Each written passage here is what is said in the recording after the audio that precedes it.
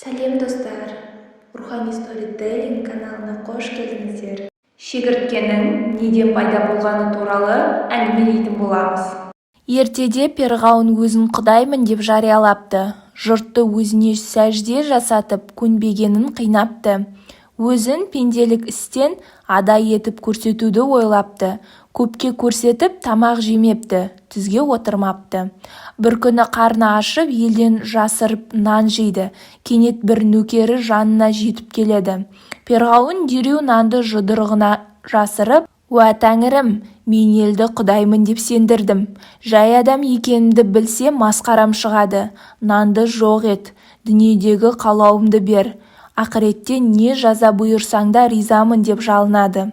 Тілегі қабыл болады.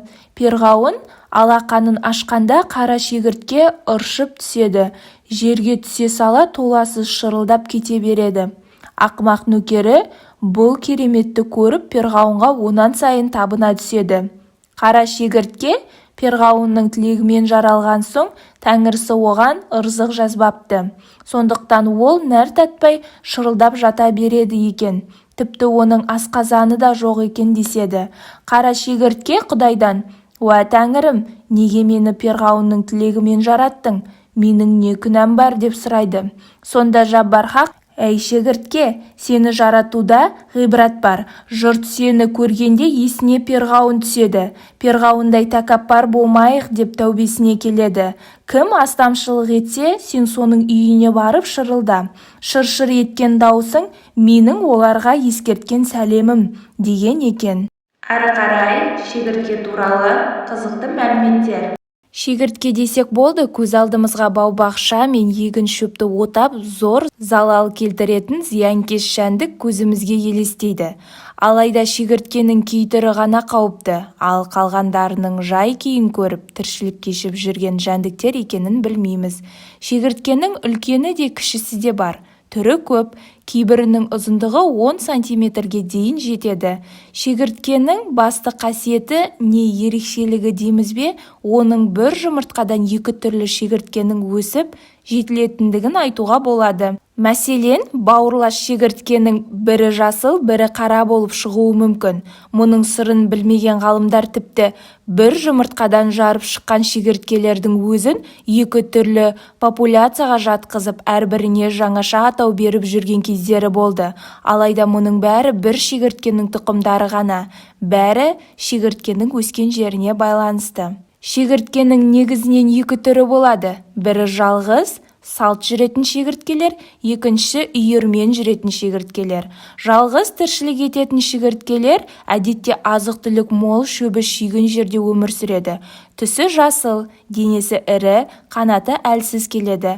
Азық-түлік мол болғандықтан бір қоныста жата береді. Сондықтан көп ұшып, секіріп әуре болмайды. Қанаты әлсіз болатындығы содан. Жалғыз басты шегірткелер шырылдап үн шығарады. Жалғыз жүргендіктен шырылдап үн шығарып, басқа қандастарын жанына шақырады, белгі береді, назарын аудартады. Егер шегірткелер азық-түлік аз, тақыр жерде тіршілік етсе, онда табынға бірігіп, үйір құрып өмір сүреді. Мұндай шегірткелердің түсі қара, қошқыл, жасырынуға бейім, қанаты қуатты келеді. Ұзақ жаққа ұшуға үйренген, жүздеген шақырымды басып өтуі мүмкін. Табын шегіртке 16 шақырым сағат жылдамдықпен ұша алады. Ауыл шаруашылығына зиян келтіретін де міне осы шегірткелер. Кейбір табындағы шегірткенің саны 40 миллиардқа дейін жетуі мүмкін.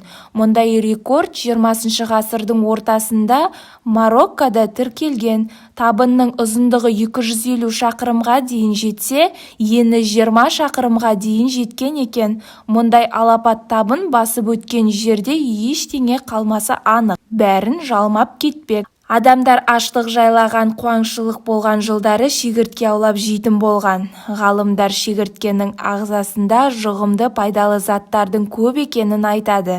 Ет пен майдың орнын алмастыра алатындай жұғымдылығы бар. Витаминдер көп. Сондықтан әлі күнге дейін Қытай мен Мексика тұрғындары шегірткені таңсық ас ретінде жейді. Менің каналыма тіркеліп, қолдауларыңызды сұраймын.